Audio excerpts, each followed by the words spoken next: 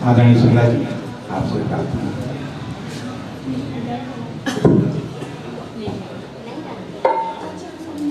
ओम नमो भगवते वासुदेवाय।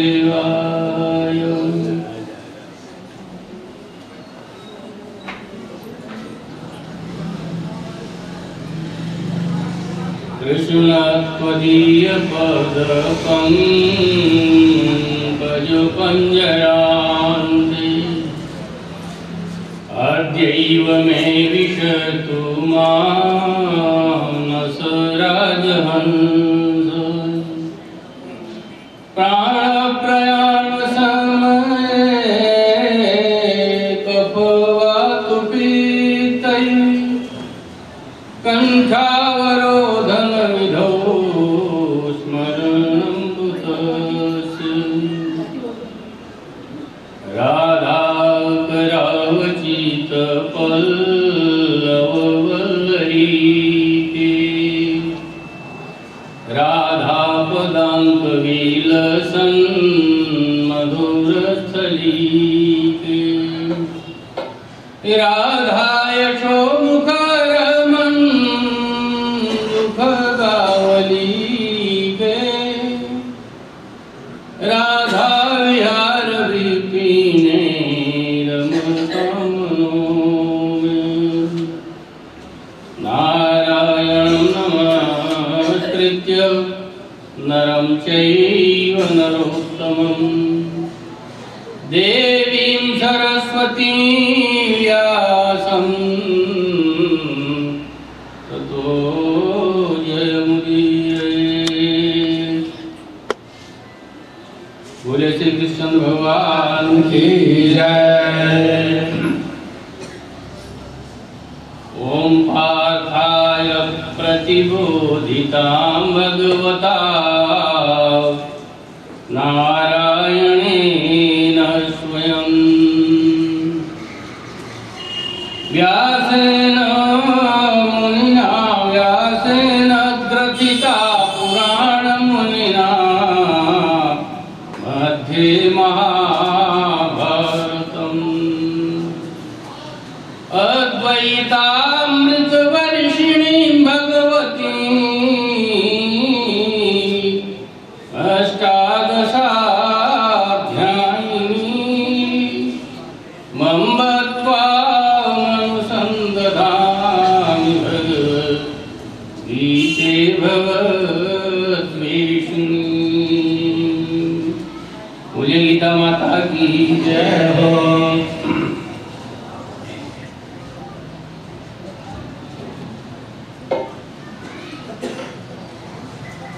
भगवत प्रेमी देवियों एवं आदरणीय सज्जनों, आप लोग श्रीमद् भगवद गीता के महात्म्य और उसके संदर्भों को हृदयंगम कर रहे हैं। बड़े भाग्य से हमें ये दिन प्राप्त होते हैं। वो सुलभ है, इसलिए भाग्य की सराहना जितनी की जाए उतनी कम है। श्रीमद् भगवद गीता जैसा आप लोग सुनते चले आ रहे हैं, हमारे प्रस्थान त्रयी का प्रमुख ग्रंथ है। जैसा आप समझते हैं कि हमारे 3 प्रस्थान हैं, श्रुति मार्ग है, स्मृति मार्ग है और न्याय मार्ग है। प्रस्थान क्या होता है? माने हमें कहीं जाना, हमें कहीं चलना। ये हमारी संसरण यात्रा, संसारिक यात्रा। हम इस 84 लाख योनियों के परिभ्रमण में, परिमार्गण में, परियात्रा में चल रहे हैं। एक यात्री, हमारा प्रस्थान हो चुका है। इस प्रस्थान का की मंजिल क्या है, इसका गंतव्य क्या है, इसका चरम लक्ष्य क्या है, उसे प्राप्त करने के लिए जो 3 मार्ग हमारे मनीषियों ने निर्धारित किए हैं, उसे प्रस्थान त्रयी है। 3 मार्ग हैं चलने के जो उन्होंने दिए हैं।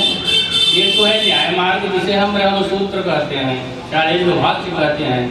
महर्षि वेदव्यास प्रणीत है, वो न्याय मार्ग है। हमारे सारे दर्शन आप सुनते होंगे कि हमारे 6 आस्तिक दर्शन हैं और 3 नास्तिक दर्शन हैं। नास्तिक के माने ये ना मानिएगा कि जो भगवान को नहीं मानते वो नास्तिक हैं। दुनिया में ऐसा कोई है ही नहीं है जो भगवान को ना माने। नाम कोई उनका ले, अभिधान कुछ उनका दे, लेकिन आनंद की खोज जितने लोग कर रहे हैं, आनंद से कोई बचना नहीं चाहता, उसे सब प्राप्त करना चाहते हैं जीव मात्र। तो आनंद मात्र का खोजी जो है वो सब जो है वो आस्तिक है। महर्षि वाल्मीकि कहते हैं कि यो लोके सन अविद्येत यो न राम अनुव्रत। ऐसा संसार में कोई प्राणी है ही नहीं है जो राम का अनुव्रती न हो, उसे चलना ही पड़ेगा उस मार्ग पर। तो नास्तिक के माने होते हैं जो वेद निंदक, अर्थात जो वेदों को प्रमाण नहीं मानता उसे नास्तिक कहा गया। तो ये 6 दर्शन हमारे जो पल्लवी पुष्पित होते हैं उनका आधार ब्रह्मसूत्र है, अर्थात न्याय मार्ग। दूसरा आता है स्मृति मार्ग। स्मृति मार्ग में हमारे महाभारत, रामायण आदि ग्रंथ, पुराण, और उसी में हम लोग जानते हैं कि हमारा गीता, भगवद गीता महाभारत का अंश होने के नाते स्मार्त मार्ग में आता है। और तीसरा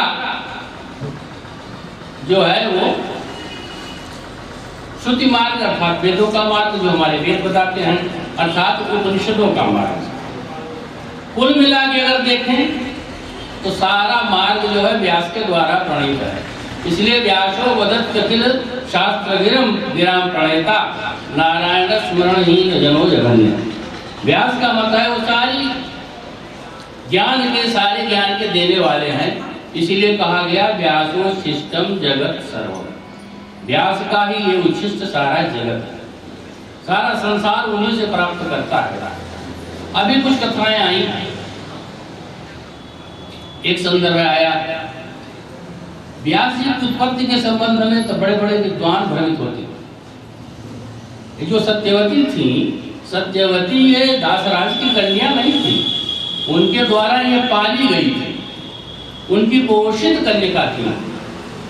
एक महाराज उपरिचर थे, उपरिचर की ये कन्या है। उनके 2 पुत्र, एक पुत्र एक पुत्री मत्स्य के गर्भ से हुई थी।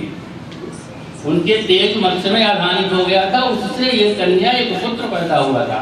पुत्र को उन्होंने रख लिया था महाराज उपरिचर ने, और कन्या को दासराज को पालने के लिए दे दिया था। इसीलिए उसका नाम मत्स्यगंधा प्रारंभ है। बाद में सत्यवती हुआ। तो वो वास्तव में जो है वो निषाद कन्या नहीं है, बल्कि वो क्षत्रिय कन्या है।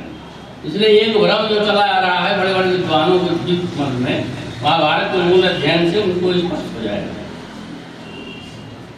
अब एक प्रसंग को मैं कई वर्षों से प्रयास कर रहा हूँ, लेकिन समय अभाव में उसे कह नहीं पा रहा था। आज प्रयास करता हूँ, शायद इस प्रयास में कुछ दूर तक मैं चल पाऊँ। अभी हमने जो गीता जी में प्रवेश की वंदना की, उनसे प्रार्थना की, अम्ब त्वाम अनुसंधान भगवद गीते भगवद्वेषिणी। इस श्लोक में 2 शब्द ऐसे आए हैं गीता के विशेषण में। एक तो आया है अद्वैतामृत वर्षिणी, दूसरा आया है भगवद्वेषिणी। एक गीता माता के 2 संबोधन इसमें किए गए। अद्वैतामृत वर्षिणी, अद्वैत रूपी अमृत की वर्षा करने वाली। कहने का मतलब यदि हम अद्वैत ग्रहण कर लें, अद्वैतानुगामी हो जाएं, अद्वैत के अनुसरण वाले हो जाएं, तो हम अमृत का पान कर सकते हैं, हमारे ऊपर अमृत की वर्षा हो सकती है और हम इस संसार भय से मुक्त हो सकते हैं। द्वैत क्या है? पहले तो द्वैत माने द्वित से द्वैत, द्वैत से भावम द्वैतम, 2 का भाव जो है द्वैत है। न अद्वैतम, जहाँ अद्वैत द्वैत नहीं है वो अद्वैत है। अद्वैत से अमृतम, ये अद्वैत का अमृत उसकी वर्षा करने वाली गीता जी है। अद्वैत क्या है भाई?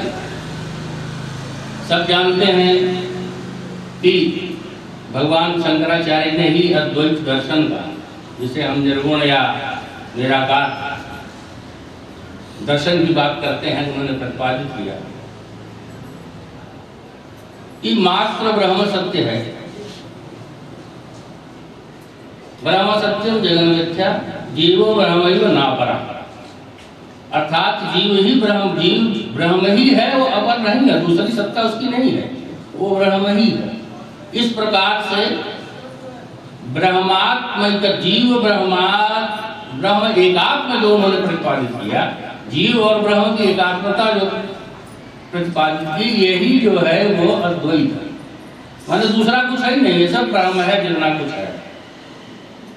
भारत के जितने भी दर्शन हमारे आए, जिन्होंने संसार की सत्य को भी माना, अर्थात दूसरे की भी सत्ता को स्वीकार किया, वहां भी अद्वैत को उन्होंने छोड़ा नहीं।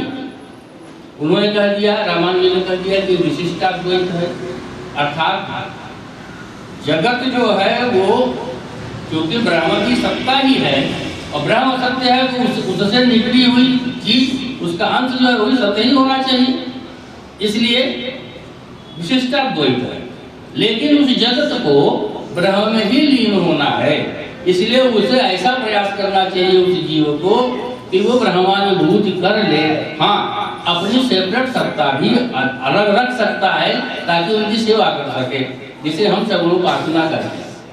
इस प्रकार उन्होंने भी द्वैत किया, लेकिन अभीष्ट उन्होंने भी अद्वैत ही था। अद्वैत इस रूप में कि हम सर्वात्म भावे न बने विष्णु को समर्पित हो जाए, न हमारा मन रहे, न हमारी बुद्धि रहे, न हमारा शरीर रहे, सब उसके लिए हो जाए। हमारे अंदर संसार की कोई चीज बची ही न रहे, जितने हमारे मन बुद्धि चित्त अहंकार ये सब हैं, सब कुछ समर्पित हो जाए और हम उन्हीं की वजह, उन्हीं की तरह चलें, उन्हीं के बोलने से बोलें, उन्हीं की बात बोलें, उन्हीं की वाणी बोलें, उन्हीं का आचरण करें, उन्हीं का स्वाद लें, सब कुछ वो हो जाए, अर्थात वही हमें आस्वादन करें, ऐसा हो जाए तो ये फिर अद्वैत हो गया। हमारा अस्तित्व कुछ बचा ही नहीं, हम होके भी न हुए, ये उनका अद्वैत हुआ। इसी तरह से जितना विशिष्टाद्वैत, शुद्धाद्वैत, अंत में अचिंत्य भेदवाद उनका आया, हमारे चैतन्य महाप्रभु जी का, सबका यही है। तो अद्वैतामृत वर्षणी हमारी गीता है, वो अद्वैत रूपी अमृत का वर्षण करती है। संसार में देखिए अमृत का क्या काम है? अमर कर देना अथवा दीर्घजीवी कर देना, क्योंकि समुद्र से जो अमृत निकला उसके पीने वाले देवताओं का भी पुनरागमन धरती पर होता है, उन्हें पुनर्जन्म लेना पड़ता है। इससे ये तो स्पष्ट है कि समुद्र का जो अमृत निकला वो नितांत अमर नहीं करता, किसी को ऐसा नहीं करता कि वो सर्ग के लय के बाद भी वो जीवित रहे, प्रलय के बाद भी वो बना रहे तो शरीर, ऐसा वो अमृतत्व बोध नहीं देता, क्योंकि क्षीणे पुण्य मर्त्य लोकम विशन्ति। गीता ही कह रही है कि देवताओं का पुण्य क्षीण हो जाता है तो फिर मर्त्य लोक में आते हैं, अर्थात जला मरण के बंधन में पड़ते हैं। इसके माने वो अमृत जो है दीर्घ जीवत्व तो कर सकता है, दीर्घ जीवी तो बना सकता है, किंतु दिव्य जीवन नहीं दे सकता, सदैव के लिए अमर नहीं कर सकता। तो फिर अमृत है क्या? दूसरा अमृत क्या हुआ? तो बोले कि वो ये अद्वैत नहीं अमृत है। अद्वैत माने हम दो हैं ना, हमारा शरीर है, शरीर के सारे धर्म हैं, शरीर के सारे अंग हैं, शरीर के अंतःकरण बहिष्करण माने हमारा मन बुद्धि चित्त अहंकार अंदर वाले जो हैं और बाहर के हाथ पैर आंख नाक कान ये सब बहिष्करण है। ये जो हमारी ज्ञान इंद्रियां 5 और 5 कर्म इंद्रियां हैं, ये और हमारा शरीर जो है ये अलग है, आत्मा अलग है। तो ये जो आत्मा और हमारा ये शरीर जो है, पांच भौतिक हमारा जो शरीर हुआ, ये दोनों मिलकर के द्वैत में है। इनका भेद समाप्त हो जाए, अर्थात हम ये समझ लें कि शरीर हमारा नितांत अस्थायी है, जैसा कि गीता में भगवान ने बार बार कहा। ये तो आगमापाई है, आने जाने वाला है। वासांश जीर्णानि यथा विहाय, जिस तरह से हम वस्त्र बदलते हैं उस तरह से ये शरीर बदलता रहता है। देहिनोऽस्मिन् यथा देहे कौमारं यौवनं जरा तथा देहांतर प्राप्ति धीरस्तत्र न वह्यति। ये तो बदलने वाला है, रोज बदल रहा है, क्षण क्षण बदल रहा है। तो ये सत्य नहीं है, सत्य केवल आत्मा है, अर्थात अस्तित्व केवल आत्मा है। अगर हम बार बार आ जा रहे हैं तो हम आत्मा को लेके आ जा रहे हैं, शरीर तो बदल रहा है। तो ये जो हमारा अद्वैत है ये गीता बता रही है। इस अद्वैत की सिद्धि हो जाए तो हम अमर हो गए। हम कहाँ मर रहे हैं भाई, मर तो शरीर रहा है ना। तो इस अद्वैत के अमृत की वर्षा ये गीता करती है। और ये भय भी इसीलिए है कि हम द्वैत में फंसे हैं। हमारे वेद कहते हैं कि द्वितीयाग वही भया। भय किससे है? दूसरे से। द्वितीयाग वही भया। अगर दूसरा न हो, दूसरे की सत्ता हमारे सम्मुख न हो तो हम डरेंगे किसी से? भाई अंधेरे में हम सांप, रस्सी को सांप समझ के डर जाते हैं, उसे दूसरा मान लेते हैं। अंधेरे में हम भूत को है भूत मान के डर जाते हैं। अगर हम ये न माने कि वो सांप है अथवा वो भूत है तो हम डरेंगे। उसी तरह से हम जब ये जान लें कि दूसरा है ही नहीं है, हम वही अकेले ही हैं, तो हम किससे डरेंगे? तो व्यास जी महाराज यहाँ कहते हैं भयं द्वितीया विनिवेशतः स्यात् ईशादपेतस्य विपर्ययो स्मृति तन्मायया को बुधया भजेतं भक्त्यैकेशं गुरुदेवतात्मा। ये भय हमें क्यों है? कल आप लोग सुन रहे थे हमारे आचार्यों से, प्रमुख आचार्यों से, जो हमारे विशेष अतिथि आचार्य आए हैं। अभयम सत्व संशुद्धि चूंकि प्रकरण चल रहा था, तो अभय को उन्होंने बताया कि हमारे कितने भय हैं। जगत गुरु शंकराचार्य पूज्यपाद के संदर्भ को लेकर के भी उन्होंने बताया, 3 भय उन्होंने बताए थे। सबसे बड़ा भय क्या? मृत्यु, मरण, सबसे बड़ा भय बताया था। तो ये मरण का भी भय तभी है जब हम द्वितीय को लेकर चल रहे हैं। तो कहते हैं कि भयम द्वितीया विनिवेशतः स्यात्। भगवान व्यास जी कहते हैं कि ये भय जो है हमारे अंदर आया है, ये हमारे अंदर द्वितीय के अभिनिवेश से आया है, द्वितीय सत्ता के अभिनिवेश से प्रविष्ट हुआ है। ईशादपेतस्य, हमने ईश से अपने को अपेत मान लिया, उनसे अलग मान लिया। ईश्वरीय सत्ता से, ब्रह्म सत्ता से हमने अपने को, जीव को अलग मान लिया। इस नाते उनकी माया के कारण यह भय हमारे अंदर सन्निविष्ट हो गया, क्योंकि हम 2 हो गए कि एक, अब 2 हो गया तो 2 के साथ साथ जो अन्य चीजें हैं वो जुड़ गई। इसलिए भयं द्वितीया विनिवेशतः स्यात् ईशादपेतस्य विपर्ययो स्मृति। विपर्य, ज्ञान विपर्य हो गया। ज्ञान का विपर्य क्या हो गया? अब हम ये सोचने लगे कि आनंद सिंधु जिसके हम अंश हैं, साक्षात जिसके अंश हैं, उस वहां सुख न देख करके, आनंद सिंधु में न देख करके हम संसार में सुख खोजने लगे। अर्थात हमारा ज्ञान विपर्य हो गया। हम संसार में, शक्ति में, वाहन में, घर में, स्वरूप में, माता में, पिता में, पुत्र में, पत्नी में, यहाँ सुख खोजने लगे। ये हमारा ज्ञान विपर्य हुआ। अस्मृति क्या हुई? हमारा विस्मरण हो गया। गर्भ में जब हम थे, भगवान की कृपा से व्यास जी कह रहे हैं देवहूति और कपिल देव के संवाद में कि उनकी कृपा से 7वें माह में भगवान की कृपा से जीव को सारा ज्ञान हो जाता है कि वो किस जन्म में कहाँ कहाँ रहा है। सारी यात्रा उसे चित्रपट की तरह सामने आ जाती है। तब उसे बड़ी व्याकुलता होती है, अरे बाप, हम कितनी बार भगवान के सम्मुख गए, हम कितनी बार मनुष्य बने, कितनी बार ऋषियों का संयोग मिला, कितनी बार गीता साधनालय में हमको गीता पढ़ने का मौका मिला। इसके बाद भी हम अपने को समझ न पाए और करते क्या रहे।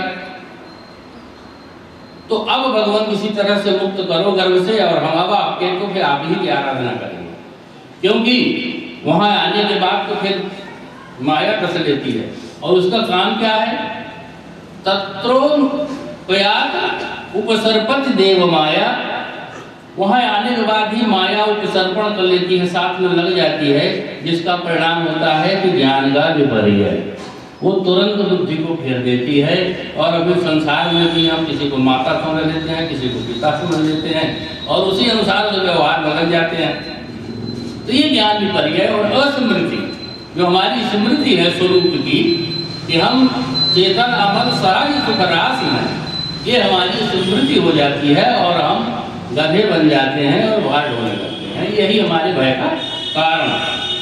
तो व्यास जी कहते हैं इससे बचो कैसे, तन्माया तो बुध आप भजेतम। इसलिए बुध जो है, जो बुद्धिमान लोग जो सत्संग का कुछ अर्थ निकालना जानते हैं, सत्संग केवल सत्संग के लिए नहीं, जाने हुए असत का त्याग भी करना जो जान चाहते हैं, उनके लिए व्यास जी कर रहे हैं कि ऐसे बुद्धिमान व्यक्ति को चाहिए कि गुरुदेव धर्मा, गुरु में देवात्म बुद्धि, दैव बुद्धि रख करके, देव बुद्धि रख करके गुरु में भक्ति एकम, एकमात्र भक्ति से प्रेम से साधना करे, ईश्वर का भजन करे, उसी से उसका कल्याण हो सकता है, इस भय से मुक्ति मिल सकती है।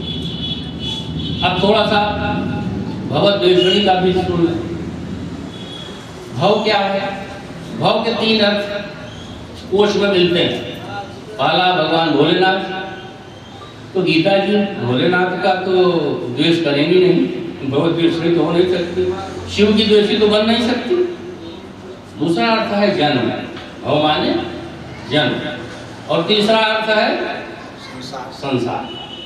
तो बस इन दोनों का विरोध करती है गीता कि आपका दूसरा जन्म न होने पावे, दूसरा जन्म न होने पाएगा तो आप सारे कष्टों से बचे रहेंगे, और इस संसार से द्वेष रखेंगे तो जन्म हो भी जाएगा। तो संसार से द्वेष रखने का मतलब आप इसे तटस्थ रहेंगे, इसको साधन बना के चलेंगे, इसको साधन बना के चलेंगे तो भी आप बच जाएंगे। भगवान शंकराचार्य ने अपनी प्रश्नोत्तरी में कहा कि भैया जन्म किसका हुआ, पैदा हुआ कौन माना जाएगा? आप लोगों से या हमसे पूछा जाए तो हम कहेंगे इतने बड़े 6 फुट के बच्चे हैं तो पैदा हुआ नहीं हो, आए कहाँ से, कैसे आए? लेकिन कहते हैं नहीं नहीं नहीं, ये पैदा हुआ नहीं माना जाएगा। जातो अधिको यस्य पुनर्न जन्म, जिसका पुनः जन्म नहीं हो वही पैदा हुआ माना जाएगा। क्या मतलब निकला? मतलब ये निकला कि ये जन्म जो हुआ है, इस जन्म के बाद हम संसार को साधन के रूप में इस तरह से लें, संसार सागर है, शरीर नौका है, इस नौका को इस तरह से चलावें कि इसमें एक बूंद पानी न आने पाए, निश्चित रूप से हम पार हो जाएंगे। अगर एक दो क्षण हो गए, लोभ क्रोध मोह माया इनके छिद्र हो गए इस नौका में, तो फिर तो जलाएगा ही आएगा और फिर पार नहीं हो पाएंगे, डूबेगी। इसलिए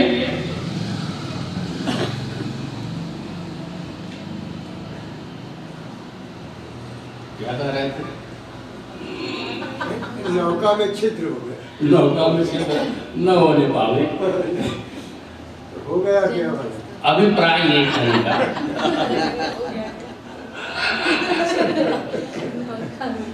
बहुत कठिन है ना, बहुत कठिन है।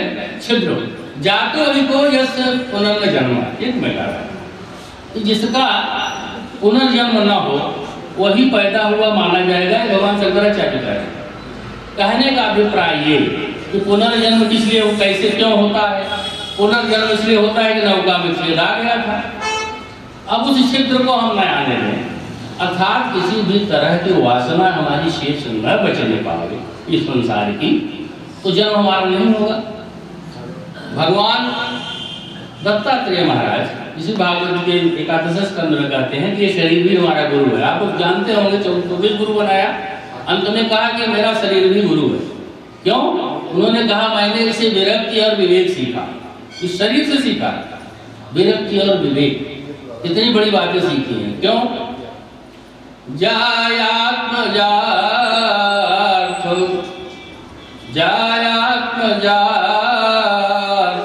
धनो आत्मजनात्मवर्गान् पुष्णाति प्रियतया कुशलो हि दन्वन्।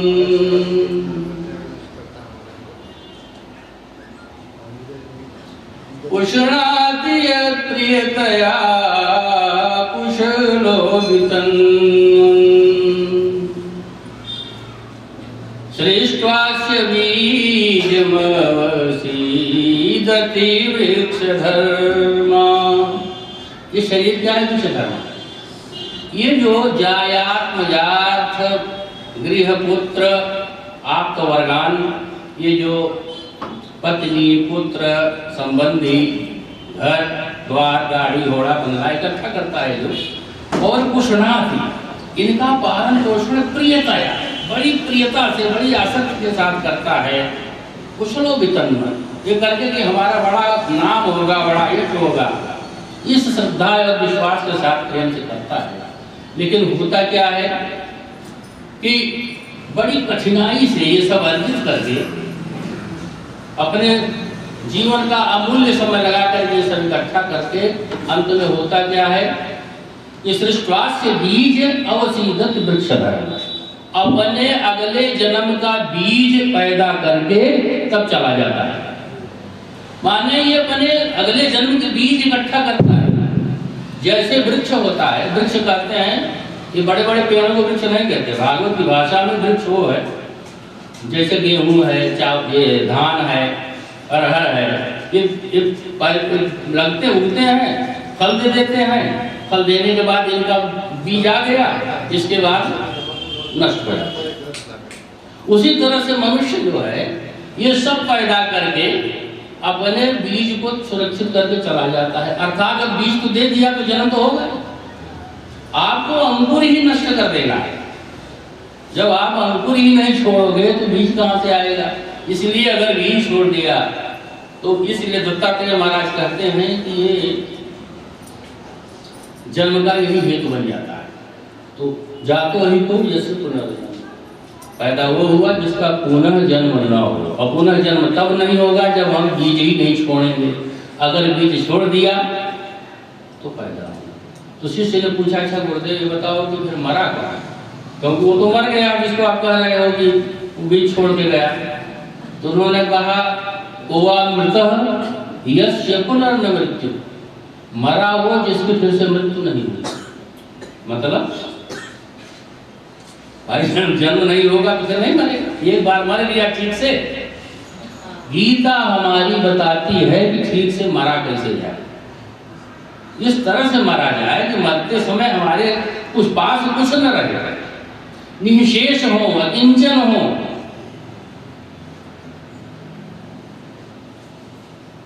कुछ शेष न रहे। जब कुछ शेष नहीं रहेगा तो फिर जन्म काहे के लिए होगा भाई? जो बचा रहता है उसी को पूरा करने के लिए तो जन्म होता है। हम लोग क्या करते हैं कि और बेचारे देखो तबीयत बहुत खराब है, मुंबई वाले को बुला लो, कलकत्ता वाले को बुला लो, देख ले, हो सकता है इसी से जान अटकी हो। हम ये करते हैं। और गीता कहती है कि नहीं, ऐसा नहीं करो। तब भगवान शंकराचार्य जी के मत से जातो ही को यस्य पुनर्न जन्म होवा मृतः यस्य पुनर्न मृत्यु, जिसकी फिर से मृत्यु नहीं। और फिर मृत्यु तब नहीं होगी जन्म नहीं होगा जिसका। तो कहने का अभिप्राय ये है कि भवद्वेषी गीता इसलिए है कि अगर भव से आपका प्रेम हो गया, प्रेम तो माने आसक्ति, प्रेम का मतलब जो प्रेम तो बहुत उत्तम चीज है, प्रेम से तो सारा संसार ही चलता है, प्रेम तो भगवान ही स्वयं है, प्रेम करने लायक वही मात्र है। तो उन्होंने यही गुण बताया अर्जुन को कि देखो अर्जुन, मन बुद्धि मुझको दो। आखिर प्रेम काहे से होता है? मन बुद्धि भगवान को दे दीजिए, सारे इंद्रिय व्यापार आप संसार के लिए करिए, इसको वापस दीजिए। भगवान ही कभी नहीं मना करते कि आप संसाराभिमुख न रहिए, संसाराभिमुख रहिए। माता पिता की सेवा करिए, पत्नी पुत्र की सेवा करिए, जिसकी जरूरत है जहाँ राष्ट्र की सेवा करिए, सबके लिए करिए, लेकिन मन बुद्धि उनको दीजिए। जो मन बुद्धि वहाँ रहेगी तो जो बीज हमारा बनता है वो नहीं बनेगा। आगे चल सकते। अभिप्राय कहने का ये कि गीता हमें निर्भय बनाती है, अभय बनाती है। अभय तब हम बनेंगे जब हम अद्वैत हो जाएंगे। जब तक हमारे साथ दूसरा लगा रहेगा हम अभय नहीं हो सकते, डरते रहेंगे कि हमारा छूट न जाए, हमसे अलग न हो जाए, नौकरी न चली जाए, बेटा न चला जाए।